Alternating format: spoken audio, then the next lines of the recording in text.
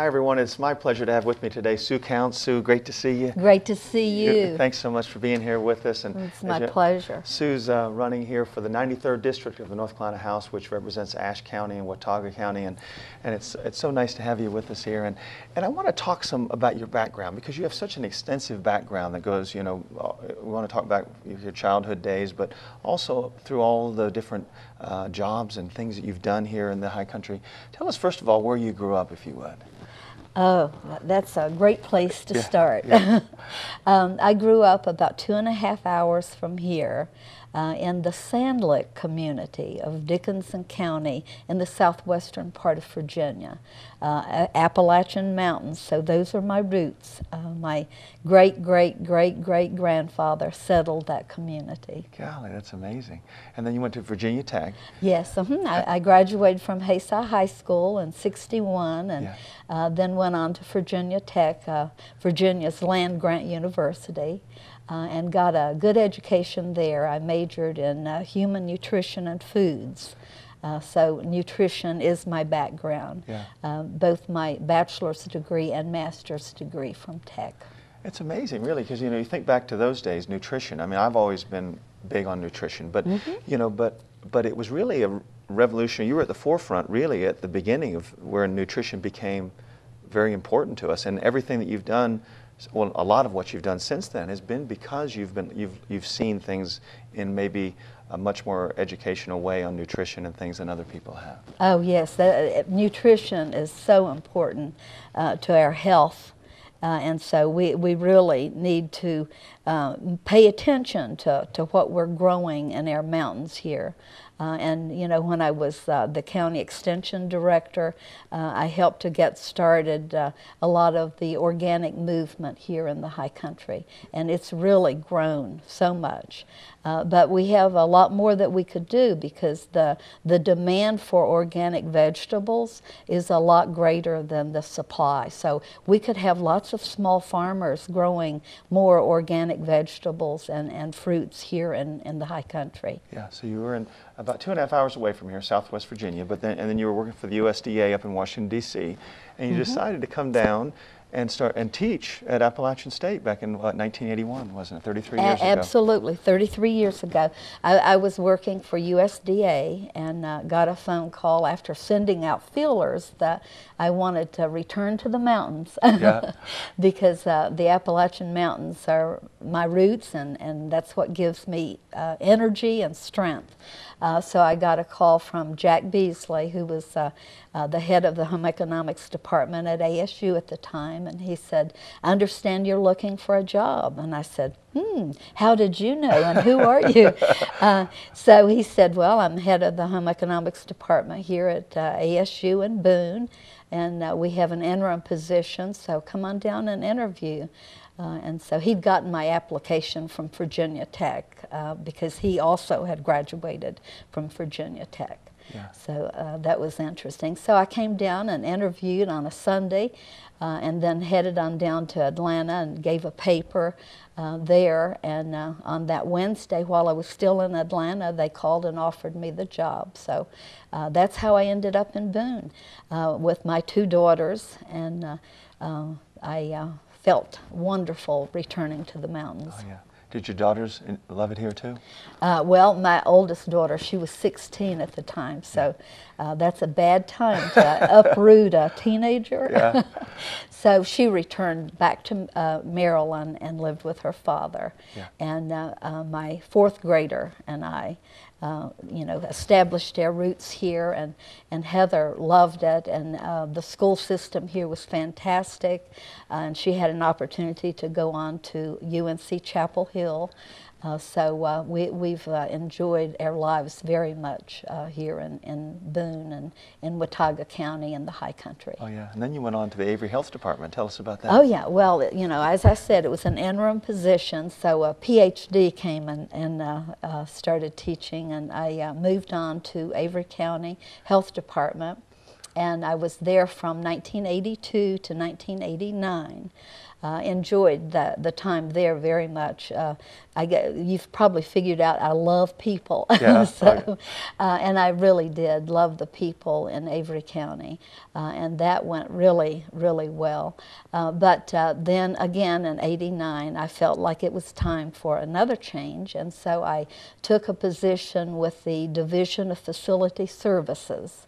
That's a state position, and they needed a nutritionist to be part of a team that would go to intermediate care facilities for the developmentally disabled and survey those facilities. So that's what I did with that team, and there again I enjoyed that job very much. You know, it seems that every job I've ever had has been all about helping to improve the lives of people, and that's who I am. Yeah. I am a person that really relates well to other people to help them to improve their lives. Yeah. So you were there. It was 33 counties you had to cover on that. 33 counties, all of the western part of the state. So I was there until 1989. No, I'm sorry. 1993. Yeah. Got to get this right. Yeah. And on my 50th birthday, I took a job with Cooperative Extension, North Carolina Cooperative Extension. You'd actually volunteered for them before that, hadn't you? Absolutely. Yeah. I'd been a 4-H leader, and I'd been involved in the extension for some time before, but this was the first paid position. So I interviewed and started my position on my 50th birthday, and of course I felt like, you know, this is it. This is my love, and why haven't I done this before? But you had offices, what, in Wilkes and in Ashe and in Surrey and in Allegheny, didn't you? You're absolutely right. I was the project coordinator or project manager for the Southern Appalachian Regional Initiative on Cancer. So I helped to establish coalitions in each of those 4 counties. And we got women in for their cancer screening for breast cancer and cervical cancer. Yeah. So that was kind of the beginning of my extension career as a paid extension person. And then an opportunity came up to come to Watauga. It Tell us sure about did. that. Well, there was a vacancy in Watauga County for a family and consumer science agent. And so that was my background. And also I was kind of ready to quit traveling because when I traveled the 33 counties, I was away from home almost all the time. Yeah. And then, of course, the 4 counties, I still lived in Watauga, but traveled to the 4 counties. So it felt really great to be able to interview for a job just in Watauga County, because it'd been a number of years that I'd been traveling around. So I interviewed for that position as the Family and Consumer Education Agent and got it. And so I did that until Gene Brewer left. He was the county extension director here in Watauga, and he retired, and I had an opportunity to apply for that position, and I did, and got that. So. Yeah. And so you were the extension director there, what, 1997 is when you first got that, and yes. did that for 11 years. And tell us, you did a lot of really great things, because you really, again, your focus on things like nutrition, like organically, and also on the environment were a big part of what you tried to bring in while you were the extension director. Yes. I did do a lot. Yeah. And I feel like I was innovative. Yeah. I started things in extension that really hadn't been done in other counties. So one of the things at that time, as you recall, was when a lot of the farmers were transitioning from growing tobacco to doing other things. Yeah. And so we helped farmers transition from growing tobacco to growing organic vegetables. Charles Church was one of their first, he was an early adapter or adopter of growing organic vegetables. So we helped him to transition from tobacco to organic vegetables. And my goodness, he was a wonderful person to be the leader in that, because other farmers had so much trust in him and just loved him. And so that really went well. And today, today, you know, we have a greater demand for organic vegetables and fruits than we have suppliers, farmers who can supply and meet those needs. So we really could have a lot more small farmers in our high country growing organic vegetables and fruits, and still they would be able to sell them because the demand is there. Yeah. Another thing that I helped to start was the Blue Ridge Women in Agriculture, a lot of women farmers, and so that's still going strong today. That's a nonprofit. And then I also started some of the sustainable energy. We worked with ASU. The ARISE group was established, Appalachian Regional Initiative for Sustainable Energy. So we had a lot of workshops in Extension helping people who want to go solar or wind, or we had one farmer out in Todd who was ready to do a micro hydroelectric energy, and so on her farm she has that going now.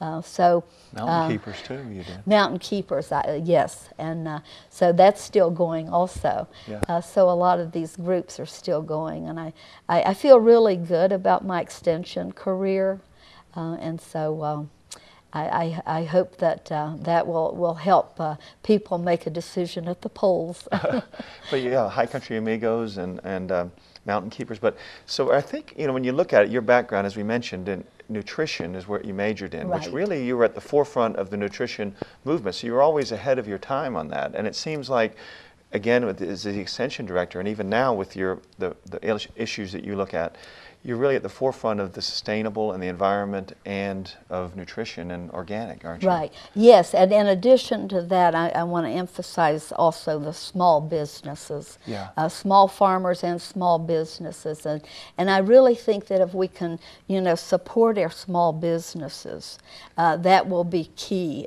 Really grow from the grassroots up, and those businesses then aren't going to go to another county. They're not going to another state, and they're not going overseas. They're going to stay right here.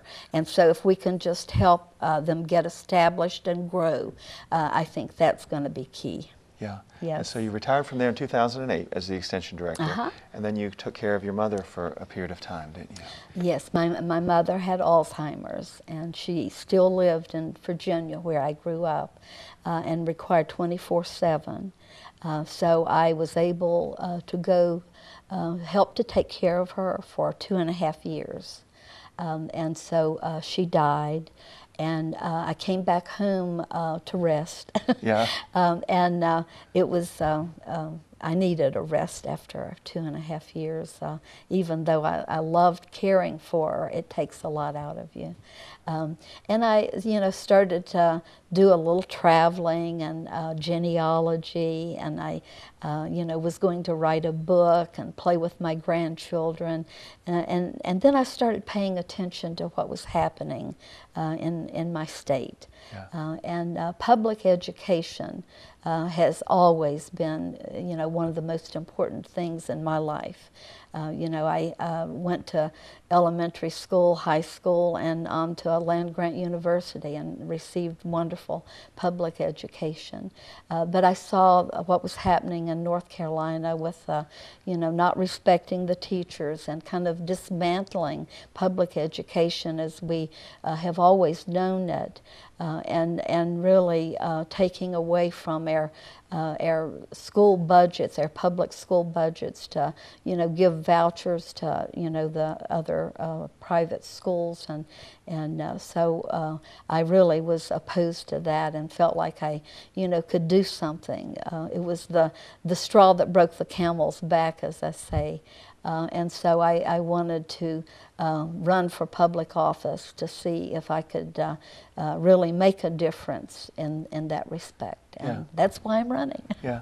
My background was as a teacher in the public schools and a coach and everything. And I know what you're saying there about, you know, there's been a change over the years, hasn't mm-hmm. there, where the lack of respect toward the teachers, and, you know, and if you look at the trend. I mean, it's really a crucial trend here, isn't it? Yes, it to get is. this back in, because our young people are our future. Oh, absolutely. We must pay attention to public education and to our youth, because they are our future. And I think that the teachers really deserve respect. And the pay. You know, when I came here 33 years ago, we were 26th in the nation as far as per pupil, and now we're like 48th. And so, you know, we've really gone down. When I came here, Governor Hunt was the governor, and he's known as the education governor. And so I think that we've kind of, you know, lost ground there, and we need to reestablish it. Yeah. And so as you Yes. look toward the future, you'd like to get involved in trying to help that. I mean, I've had the Board of Education in here and the county commissioners in, and one of the big issues in our area right now is education, and so you'd love to work with them to improve it, wouldn't you? Absolutely, yes. Yes, I have seen both the videos of the Board of Education and the county commissioners, and I stand beside them and working toward that. Yeah. Yes. And as you mentioned, the other important thing was small businesses, because you believe that people who start small businesses are the ones that are going to be here for the long term. Absolutely. Mm-hmm. So you care about those people. I sure do. Yeah. And so as you look back over your whole history, you know, it's always been, as you mentioned, helping people. It's been in education. It's been, you know, it's been at the forefront of nutrition and organic and sustainable and environment. So those really are who you are as a political candidate. Really is who you've been your whole life, isn't it? Right. And that's what I am, helping to improve the lives of the people. Yeah. And you Yes. go out, and I know that you spend a lot of time going out and meeting people. Tell us about how many homes that you've gone to talk to people. Oh, this is really interesting, Okay. Terry. I checked last night when we had a meeting. I have knocked on over 2,500 doors. Yeah. Now, almost 1,000 of those people were home, so I was able to talk to those people.